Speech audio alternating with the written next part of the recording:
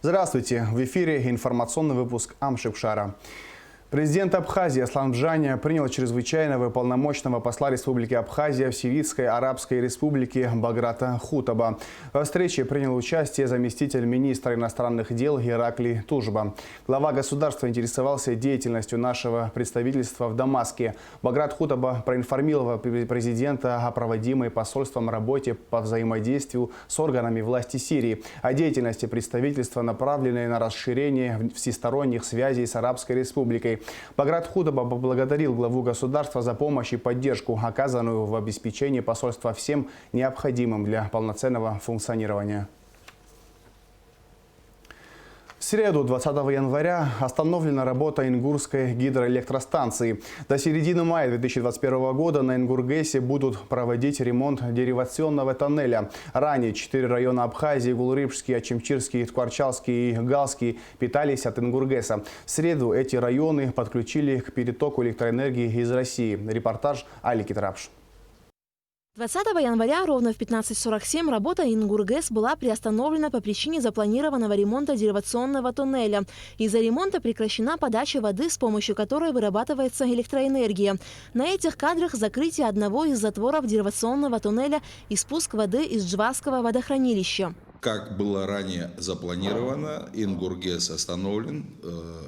Будут проводиться необходимые ремонтные работы на период с 20 января по 15 мая текущего года.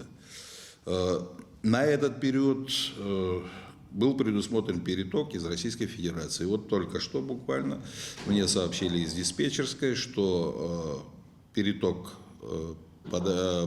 начат. Подается энергия по 3 линиям. Это ПСОУ-220, Кавкасиони 500 и Гичрипш 110.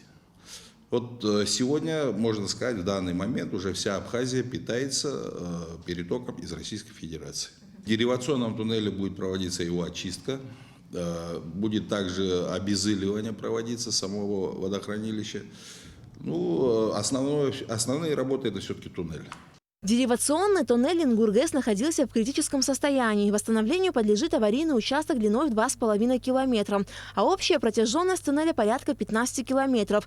Напомним, что Абхазия полностью обеспечивалась электроэнергией от Ингургэс. Однако в связи с низким уровнем воды в Джварском водохранилище и увеличением нагрузок потребления электроэнергии с декабря 2020 года начался переток из Российской Федерации. Тут, я думаю, очень серьезные усилия приложило руководство республики, Министерство экономики. Вы знаете, сообщали об этом в прессе, что наша делегация ездила, в том числе и наши инженеры, вели непростые переговоры по поводу дополнительного перетока. И если бы нам не удалось этого добиться, то в период с конца декабря по сегодняшний день мы практически бы остались без энергии. Потому что элементарно уровня воды в водохранилище не хватило его для того, чтобы обеспечивать Абхазию с Ингургэса. В отсутствие российского перетока у нас остается только 40 мегаватт.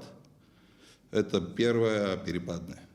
Кстати, сегодня вот в этой схеме при том, что вся энергия будет практически и уже подается из Российской Федерации, мы будем использовать вот эти 40 мегаватт. За период ремонтных работ на Ингургэс весь объем перетока из России составляет 800 миллионов киловатт-часов. Однако, исходя из нынешних нагрузок, в сутки Абхазия потребляет как минимум 10,5 миллионов киловатт-часов. Энергетики подсчитали, что с учетом того, сколько мы сегодня потребляем, нам понадобится как минимум 950 миллионов киловатт-часов. То есть образовывается дефицит в 150-180 миллионов киловатт-часов. Если не снизить нагрузки, то перетока в размере 800 миллионов киловатт-часов может не хватить. Дефицит покрывается, да, если он есть. Если мы сегодня все вместе, я подчеркну именно все вместе, все структуры не направим свою деятельность, свою работу, все свои усилия на борьбу с повышенными нагрузками, ну и что, чем они вызваны, да, незаконными подключениями и так далее, не будем экономить электроэнергию, то мы дефицита избежать не сможем. А дефицит покрывается только за счет веерных отключений. Если мы опять-таки не проявим сознательность, не будем нормально работать в плане незаконных подключений, то 800 миллионов киловатт-час, которые предусмотрены нам, да, плюс 40 мегаватт, которые вырабатывает, это капля в море, которые вырабатываем мы сами, не позволят нам пройти весь этот период, нам просто не хватит этих 800 миллионов киловатт-час. Дефицит 150 миллионов киловатт-час надо как-то покрывать. В настоящее время электричество отключается практически во всех районах Абхазии. И эти отключения не связаны с перетоком из России. Главная их причина – высокие нагрузки на подстанциях. И это вынужденная мера для предотвращения серьезных аварий. Переток же был и вчера. Единственная разница в том, что частично мы получали энергию с Ингури. Да, сегодня вся энергия идет с Российской Федерации.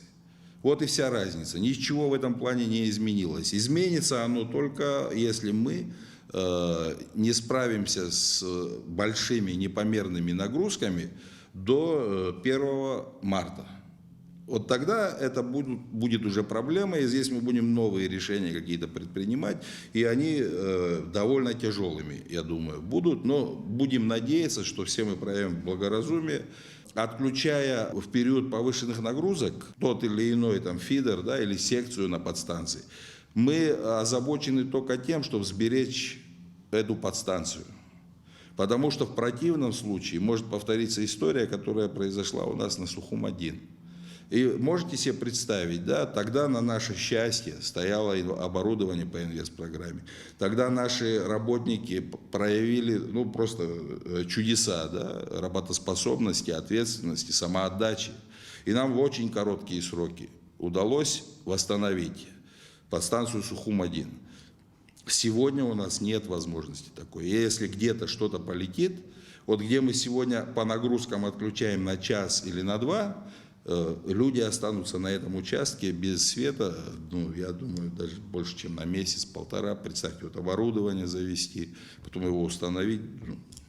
Вот такая ситуация, это вынужденная мера. Как говорят специалисты, ремонт Ингургэса должен завершиться до 15 мая. В противном случае водохранилище не успеют заполнить, и уже в следующем году могут возникнуть проблемы с подачей электричества.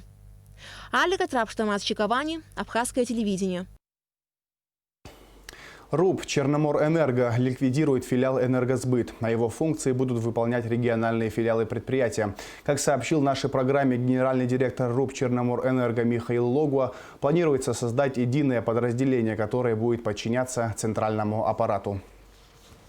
Практика нашей работы показала, что вот существующая ныне система, она себя не оправдывает.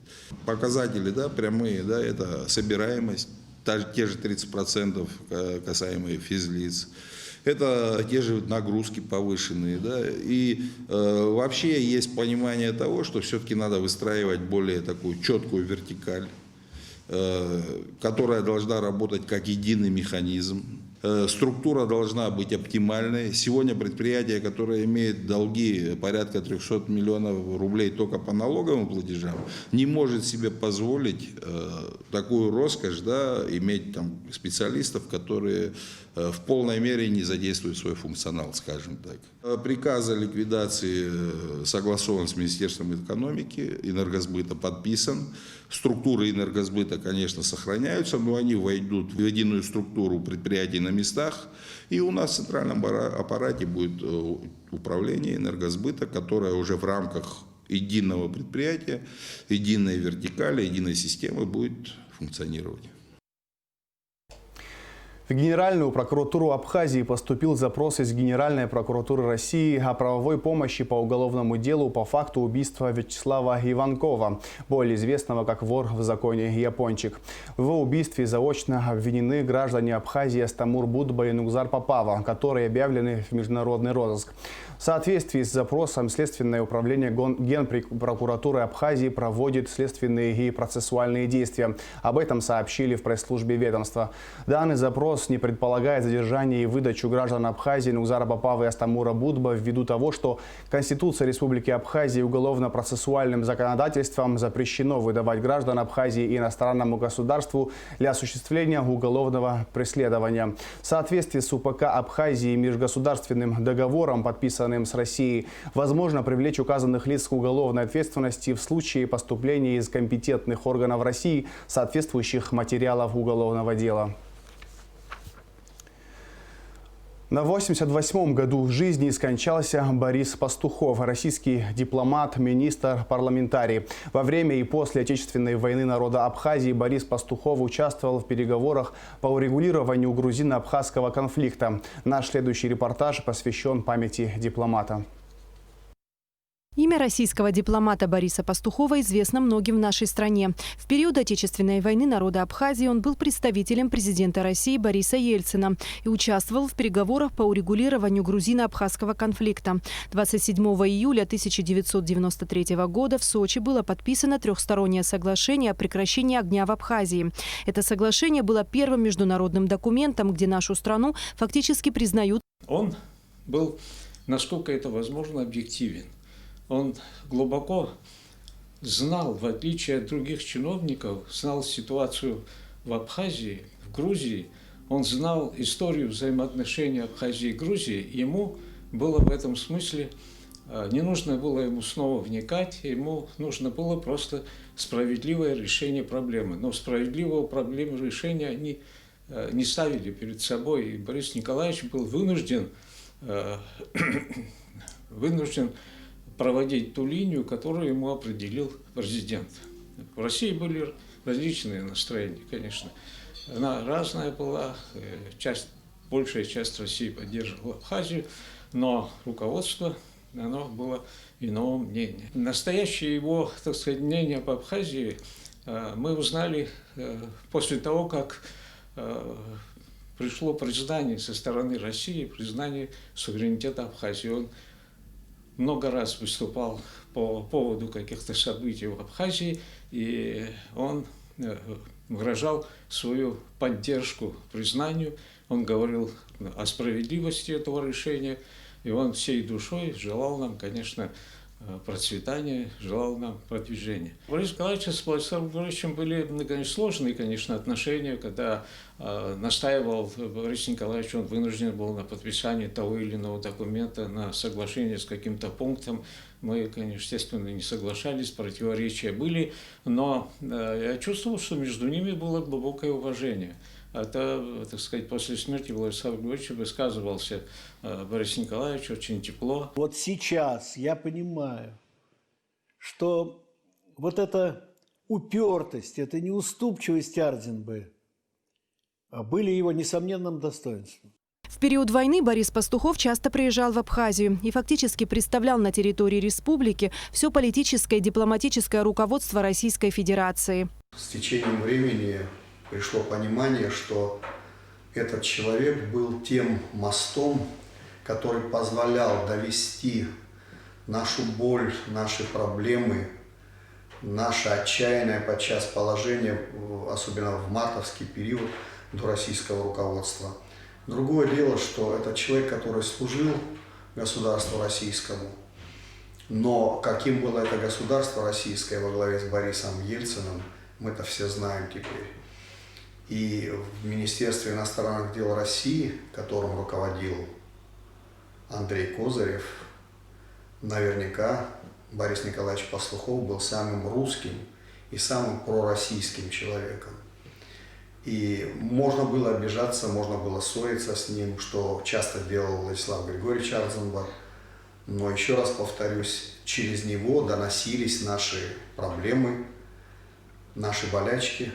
Этот человек, конечно, жил интересами России. События зимы 1994 года, когда в Гудаутах замминистра обороны генерал Кондратьев вывел российскую технику, миротворческий контингент, перекрыл все въезды и выезды из Гудаут.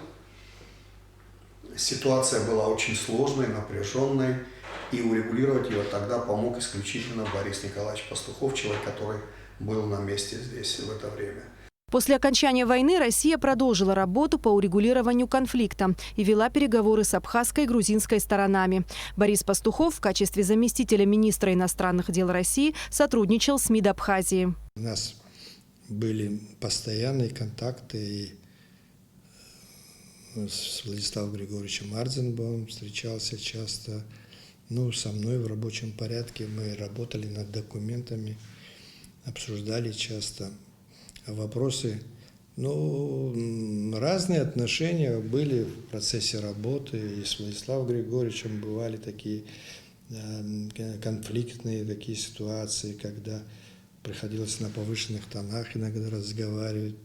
У нас такие не всегда взаимопонимание было. Но это была тогда политика Российской Федерации во главе с Борисом Ельциным, когда отношения были значительно отличались от того, что у нас сейчас есть. Были рабочие моменты, были и нерабочие моменты, неформальные отношения были. Очень теплые воспоминания у меня о тех событиях есть. Я расскажу, как мы встречали Бориса Николаевича с Вячеславом Михайловичем Цугба. Он тогда был премьер-министром. А Борис Николаевич приехал с дипломатом российским Мироновым, который занимался тоже непосредственно Абхазией. И вот мы стояли в аэропорту, и я обратил внимание, говорю, посмотрите, какая у нас четверка. Борис Николаевич, Вячеслав Михайлович, Лев Давыдович, Миронова так звали, и, говорю, Сергей Миронович. Мы посмеялись все. Дело в том, что для молодых людей, которые не очень знают, наверное, историю, хочу сказать о том, что Борис Николаевич, понятно, так звали Ельцина. Лев Давыдович так звали Троцкого, одного из главных лидеров Октябрьской революции. Вячеслав Михайлович Молотов, известный министр иностранных дел Советского Союза, и Сергей Мирович Киров, это тоже известный политический деятель Советского Союза. Вот такая вот была смешная история. Борис Пастухов награжден многочисленными орденами и государственными наградами, в том числе иностранных государств. Эсма Гуланзе, Алексей Агухава, Абхазское телевидение. Сухумской инфекционной больнице требуются кислородные баллоны объемом 40 литров. В связи с этим администрация города Сухум обращается к гражданам с просьбой предоставить их больнице на время пандемии.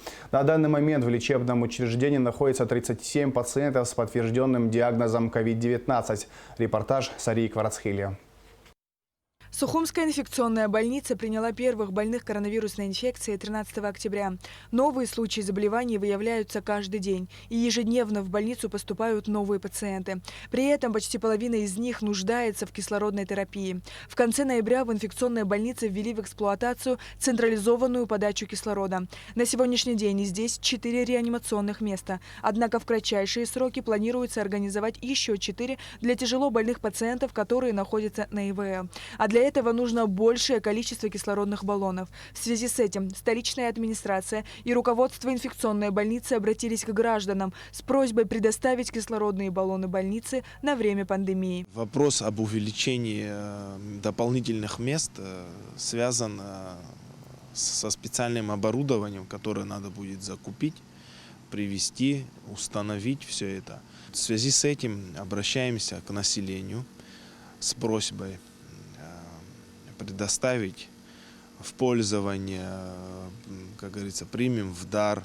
приобретем кислородные баллоны. Основная работа делается за счет средств администрации города Сухум. По другим некоторым вопросам, по оборудованию специальному медицинскому и по лекарственным препаратам нам помогает Министерство здравоохранения республики. Как добавила Стамурашуба, уже есть люди, которые откликнулись на просьбу и предоставили баллоны. С сегодняшнего утра мы принимаем баллоны, которые приносят граждане, и сами их забираем. При том, что если люди захотят нам одолжить, продать или сдать в аренду эти баллоны, мы готовы с места их забрать и сами привезти. Мы уже собрали порядка 10 баллонов. На сегодняшний день в инфекционной больнице 37 пациентов с подтвержденным диагнозом COVID-19. На аппарате искусственной вентиляции легких 4 тяжело больных, 12 средней степени тяжести. Все кислородные места заняты у нас, и все концентраторы, которые дают кислород, тоже заняты. Большое количество больных, и больные очень тяжелые в последнее время поступают уже с низкой сатурацией. Вот в связи с этим, наверное, хочу опять обратиться к населению. Я не знаю, это все, наверное, не видно, в городе не видно, и в семьях не видно, да, если у кого-то близкий не пострадал. Но все очень серьезно, все очень, как говорится, сложно, очень плохо. Очень много больных, мы порой не успеваем, и места у нас не хватает, чтобы госпитализировать. Тяжелых больных привозят до приемного отделения, которым нужен кислород. И положить мы не можем, потому что у нас все кислородные места и вообще места заняты. И потом они, сломя голову, решают, и мы вместе решаем, куда госпитализировать и как быть с этим больным. Все очень серьезно, поэтому все-таки просьба соблюдать, насколько это возможно, все меры безопасности. Пока этот кризис не минует, и он еще не миновал, он только нарастает, он только увеличивается, поэтому мы обеспокоены, если честно, поэтому поберегитесь, пожалуйста. Проблем с нехваткой рук в инфекционной больнице нет. Пациенты обеспечены необходимыми препаратами и трехразовым питанием. Однако в здании медучреждения нет рентген-кабинета. Передвижной мобильный рентген-комплекс находится во дворе инфекционной больницы. Рентген-помещение не то что строилось, у нас есть помещение, которое надо отремонтировать. Силами города нам обещали отремонтировать. Плюс еще чуть-чуть хотим расширить реанимационную палату, реанимацию, и увеличить еще на 4 аппарата. И для этого надо отремонтировать одно из помещений нашей больницы. Всего с 13 октября инфекционная больница приняла более 350 пациентов с подтвержденным диагнозом COVID-19. В стационаре имели место 5 летальных случаев. Сария Кварацхеля, Эльдар Дамиров, Абхазское телевидение. Согласно введенным ограничительным мерам, в стране запрещено проведение массовых мероприятий, приостановлена деятельность образовательных учреждений, спортивных залов, объектов питания. Кроме того, в общественных местах граждане должны в обязательном порядке использовать средства индивидуальной защиты. Наша съемочная группа посетила 2 объекта общественного питания в столице и торговый комплекс «Сухум-маркет». Репортаж Гугуцы в Иордании. На улицах столицы в эти дни немноголюдно, можно встретить лишь редких прохожих. А эти молодые люди ожидают заказа у входа в кафе «Бургер» на набережной. Если пройтись по городу, на дверях объектов общественного питания можно увидеть надпись «Работаем на вынос». Мы посетили кафе «Бургер», находящееся на набережной столицы и в районе Универсама. Оба объекта, согласно распоряжению по защите населения от коронавирусной инфекции, были закрыты. Еду можно заказать по телефону или обратиться за заказом к администраторам. Также наша съемочная группа посетила торговый центр «Сухум-маркет». Здесь контроль за соблюдением санитарных норм у входа осуществляет администратор. Ограничительные меры соблюдаем уже давно, очень строго. Именно в нашем маркете, наверное, это уже слышали, что мы стараемся их соблюдать постоянно. По словам администратора, многие посетители не хотят соблюдать санитарные нормы. Таких покупателей здесь не обслуживают. Средства индивидуальной защиты можно приобрести тут же, в магазине. У входа у нас стоит специально дозатор, которым опрыскивают люди, обрабатывают свои руки. Также маски есть и на кассе, и в аптеке по приемлемой цене, которую они могут приобрести и одеть. Обязательно дистанционное, соблюдаем расстояние. Постоянно в зале звучит у нас разговорная речь, записанная специально, которая говорит о соблюдении дистанции, о ношении масок. Соблюдаем все как положено, все карантинные меры. Ограничительные меры в республике будут действовать до 10 февраля. При выходе на улицу не забывайте носить средства индивидуальной защиты. Гугуца в Иордании, Алексей Баструков, Абхазское телевидение. Тема ограничительных мер будет продолжена в нашей сегодняшней программе. После выпуска новостей смотрите прямой эфир с участием заместителя главы администрации президента Абхазии Джансуха Нанба, министра здравоохранения Тамаза Сахнаки, замминистра внутренних дел Беслана Чкадуа, мэра города Сухум Беслана Эшба и главного санитарного врача республики Людмилы Скорик. Министерство туризма Абхазии подведет промежуточные итоги конкурса по выбору туристического бренда республики, сообщает пресс-служба ведомства. 28 декабря было отобрано 10 макетов на логотип туристического бренда Абхазии. Они были выставлены на всеобщее голосование на сайте Минтуризма. Прием заявок на участие в конкурсе начался 15 ноября. Поступило 54 макета для будущего логотипа. Из них отобрали 10, которые выставили на голосование на сайте ведомства. 20 января голосование по выбору туристического бренда будет приостановлено. По итогам будет отобрано 3 работы, которые пройдут в следующий этап. На 4-м этапе конкурса будет вести свою работу конкурсная комиссия. Финал состоится 22 января. Победу одержит автор логотипа, который наберет больше всего голосов. Победителя ждет приз в размере 50 тысяч рублей. А сейчас о погоде. В четверг, 21 января, в Абхазии ожидается облачная с прояснениями погода. Местами слабый снег, в горах обильный снег, на дорогах гололедица. Температура воздуха ночью минус 4, минус 1, днем плюс 0, плюс 4 градуса. Температура морской воды 9 градусов тепла.